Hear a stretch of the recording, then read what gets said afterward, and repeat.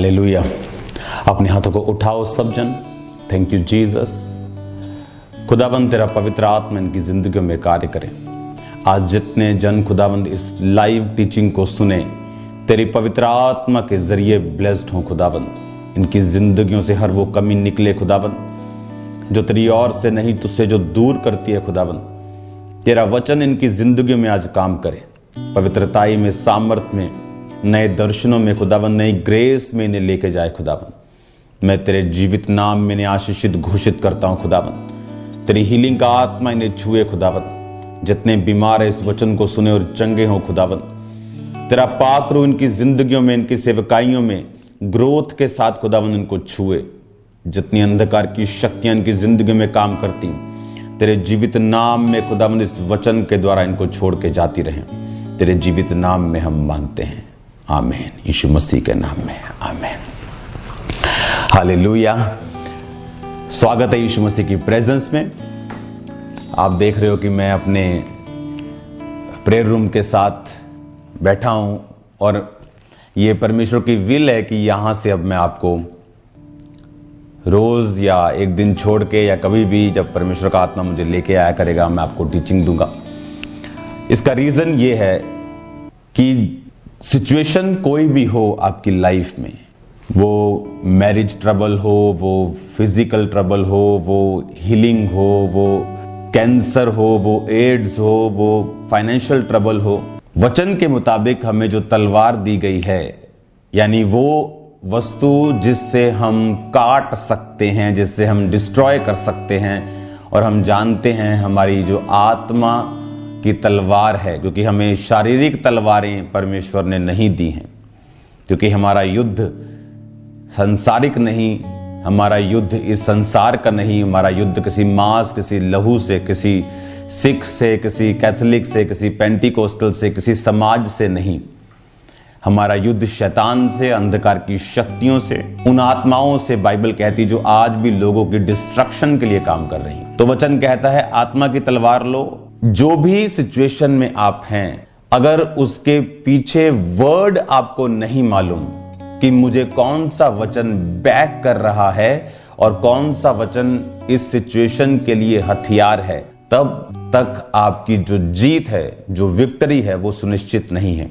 एक व्यक्ति जो बहुत बढ़ा और एक व्यक्ति जो नहीं बढ़ा, उसका रीजन सिर्फ दृष्टि है, विजन है, आत्मिक समझ है कि उसको वचन की कितनी समझ है और वो वचन से किस प्रकार अपने उस केस को जो परमेश्वर ने उसको बढ़ने के लिए या ब्लेस होने के लिए दिया है, किस तरह से काम कर सके। स्तिफनुस के ऊपर जब पत्थरवाह किया गया तो उसने कहा, हे परमेश्वर मेरी आत्मा को ग्रहण करना।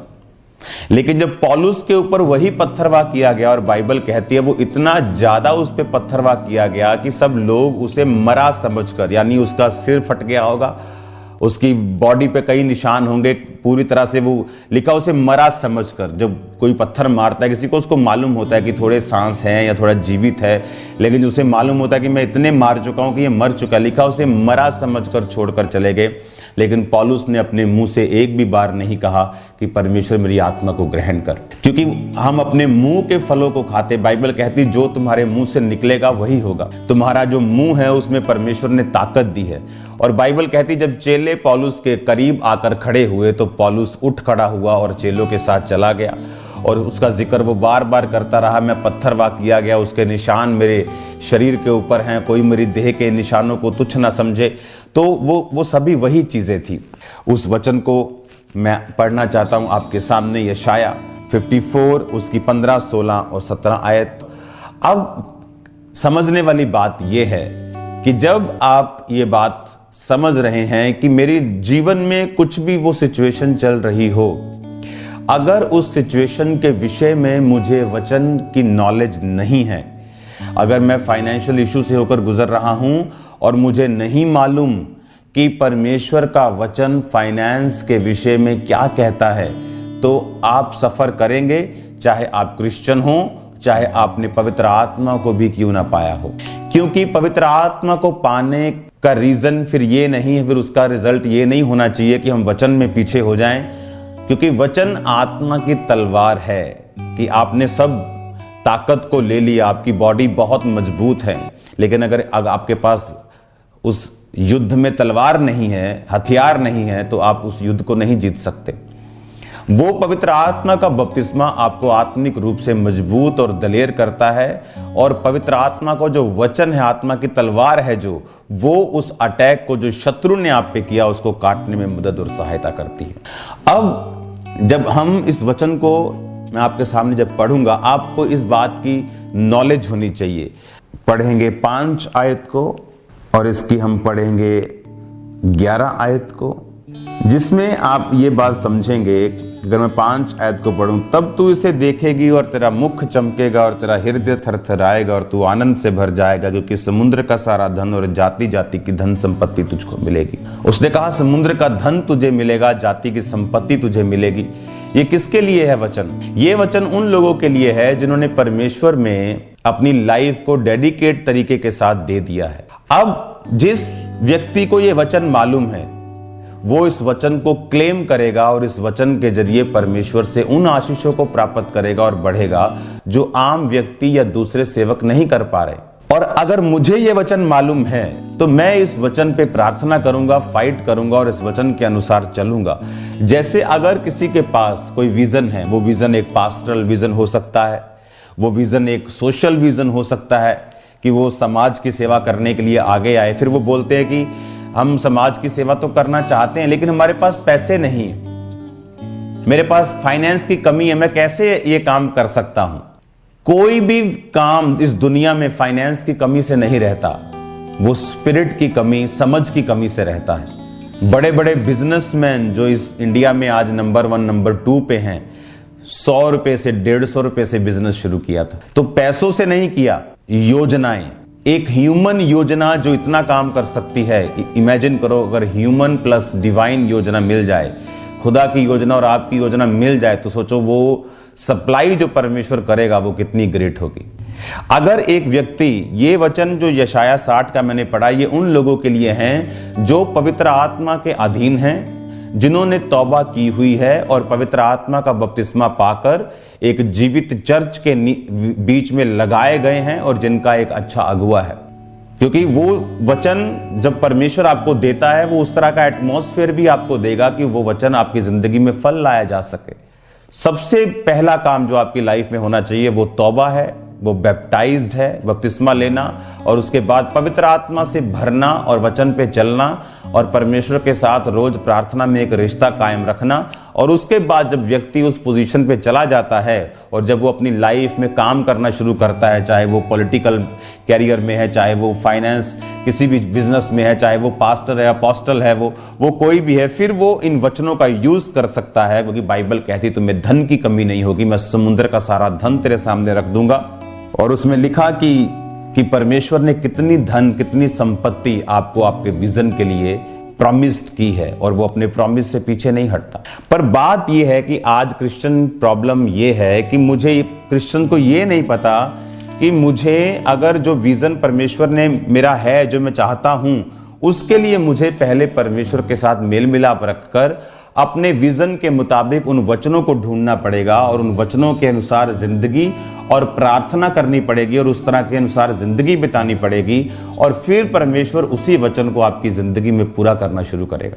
तो ये बात आपको मालूम रखनी है कि जो विजन के लिए आपको पैसा चाहिए, जो विजन के लिए आपको ग्रेस चाहिए, वो अपने आप आपकी जिंदगी में नहीं आएगी, आपको उसके लिए बोना पड़ता है। पैसे की कमी को दूर करने के लिए पैसा बोना पड़ता है। अगले 3 महीने क्रिश्चियंस के लिए इतने ब्लेस्ड हैं, मैं आपको बताना चाहता हूं। यशाया 54 उसकी 16 आयत को पढ़ने से पहले मैं आपको एक चीज बताना चाहता हूं। 15, 16, 17 हम पढ़ेंगे, लेकिन मैं 16 पढ़ूंगा। ओके, मैं 15 भी पढ़ता हूं साथ। सुन, लोग भीड़ लगाएंगे परंतु मेरी ओर से नहीं, जितने तेरे विरुद्ध भीड़ लगाएंगे वो तेरे कारण गिरेंगे। सुन, एक लोहार कोयले की आग धोंक कर उसके लिए हथियार बनाता है, वह मेरा ही सिरजा हुआ है, उजाड़ने के लिए भी मेरी ओर से एक नाश करने वाला सिरजा गया है। ये वचन इतना गहरा है, अगर आपको समझ आ जाए आपकी लाइफ की प्रॉब्लम सॉल्व हो जाएंगी।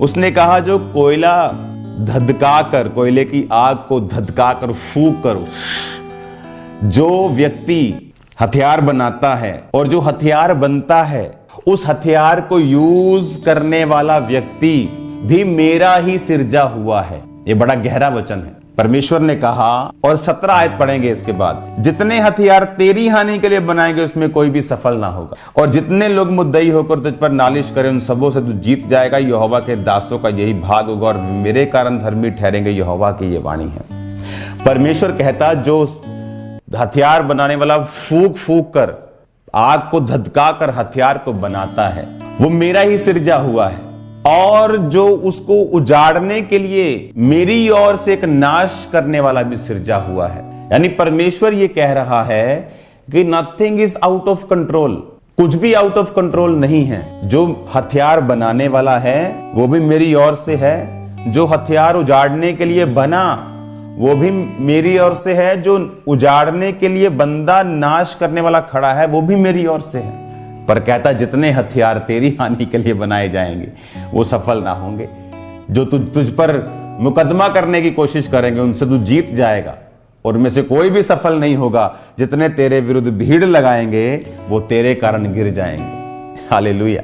विरोध होना, परमेश्वर कहता, ये मेरी ओर से है। मत समझो आपकी शैतान कुछ कर रहा है। परमेश्वर कहता, वो भी मैं ही करता हूं ताकि मैं सुसमाचार को आगे लेके जा सकूं। इसीलिए कभी आपने 1% भी जो खुदा के दास हैं उनके चेहरों पर भय खौफ नहीं देखा होगा। वो हंसते आपको मिलेंगे, वो फेक नहीं हंस रहे या कुछ दिखाने के लिए, ऐसा नहीं है, क्योंकि वो वर्ड को जानते हैं, वो वर्ड की बैकिंग को जानते हैं, वो वचन की बैक जो उनके पीछे खड़ी है वो उसको जानते हैं। अपनी आंखों को बंद कर अपने हाथों को उठाओ। Thank you Jesus. जितनों ने टेस्टिमनी को देखा खुदाबंद, जो इंटरनेट पे हैं खुदाबंद राइट नाउ, जो खुदाबंद इसको बाद में देखेंगे खुदाबंद, जितनों ने भी इस गवाही को सुना, ये गवाही इनकी जिंदगियों में 100 गुना फलों को लेके आए खुदाबंद। यही टेस्टिमनी खुदाबंद इनके विश्वास को इतना बढ़ाए, इतना आशीषित करे खुदाबंद, इनके विश्वास को एक नेक्स्ट लेवल का खुदाबंद कर दे। मैं प्रार्थना करता हूं खुदाबंद, जो ऑनलाइन देख रहे हैं और जो देखेंगे, तेरा पवित्र आत्मा इनको हीलिंग दे, इनको डिलीवरेंस दे, इनको ताकत दे खुदाबंद, तेरे बड़े अजीब अचंभे नाम में खुदाबंद मैं इनको ब्लेस्ड घोषित करता हूं। कोई अंधकार की शक्ति इनकी जिंदगियों में कार्य न कर सके खुदाबंद, कोई दुष्ट आत्मा इनकी जिंदगियों में कार्य न कर सके। मेरे पिता परमेश्वर, तेरा पाक रूह इनकी जिंदगियों को छुए, तेरा पाक रूह राइट में इन्हें हील करे और डिलीवर करे और पूरी रीति के साथ आजाद करे। अपने हाथों को उठाओ। Thank you Jesus. तेरी हीलिंग इनके लंग्स में जाए खुदाबंद, इनकी किडनीज में जाए खुदाबंद, तेरी हीलिंग इनके ब्लड में जाए खुदाबंद, तेरी हीलिंग खुदाबंद इनकी बोन्स में जाए खुदाबंद, तेरी हीलिंग इनके सभी बॉडी पार्ट्स में एंटर करे खुदाबंद, तेरी हीलिंग इनकी मैरिज में एंटर करे, तेरी हीलिंग इनके फाइनेंस में एंटर करे, तेरी हीलिंग खुदाबंद इनके गर्भ में एंटर करे। In the name of Jesus be healed, in the mighty name of Jesus Christ be healed and be delivered. तुम डिलीवर हो जाओ और हील हो जाओ और चंगे हो जाओ यीशु मसीह के पवित्र और सामर्थी नाम में। लाखों स्वर्गदूत जाएं खुदाबंद, खुदा प्रभु जी, कल के लोग जो आने वाले हैं, लाखों दूत जाएं खुदाबंद खुदा, और सही सलामत लेके और सही सलामत वापस लेके जाएं खुदाबंद की गाड़ियों पर तेरा लहू छिड़कता हूं खुदाबंद, रास्तों खुदाबंद, रास्तों के ऊपर तेरे दूतों को लगाता हूं खुदाबंद खुदा। कल जितने लोग उस मीटिंग को अटेंड करें खुदाबंद, जितने उस ऑयल प्रेयर से और हैंकी प्रेयर से रिसीव करके खुदाबंद अपनी हीलिंग को लेके जाएं, वो तेरी महिमा का कारण हो खुदाबंद। तेरे जीवित नाम में लोग चंगे हों, तेरे जीवित नाम में लोग आजाद हों, तेरे जीवित नाम में लोग बरकत को और आशीष को पाएं खुदाबंद खुदा। मैं तेरे जीवित नाम में कल आने वाले सब लोगों को आशीषित घोषित करता हूं। आज रात की प्रार्थना खुदाबंद जो प्रेयर माउंटेन से हम करें, तेरा पाक रूह अजीब और चंबी रीति के साथ कार्य करे खुदाबंद। तेरे जीवित नाम में मैं फायर को रिलीज करता हूं इनकी जिंदगियों के ऊपर, इनकी बॉडीज के ऊपर, इनके सिस्टम के ऊपर। ये सेम ना रहे यीशु मसीह के नाम में मैं आपको आशीषित घोषित करता हूं। ऑनलाइन देखने वालों के ऊपर ब्लेसिंग की घोषणा करता हूं खुदाबंद खुदा, तेरे जीवित नाम में मांगता हूं। आमीन आमीन। ये मीटिंग जो भी देख रहा है ऑनलाइन और जो बाद में देखने वाले हों, जब ब्रांचेस में ये मीटिंग चलें खुदाबंद, तेरे लोग बरकत को, हीलिंग को, आशीष को पाए यीशु मसीह के नाम में। आमीन आमीन। God bless you all. परमेश्वर के वचनों को सुनने के लिए हमारे चैनल को सब्सक्राइब कीजिए और हमारी लेटेस्ट वीडियो सबसे पहले देखने के लिए बेल आइकन को प्रेस कीजिए।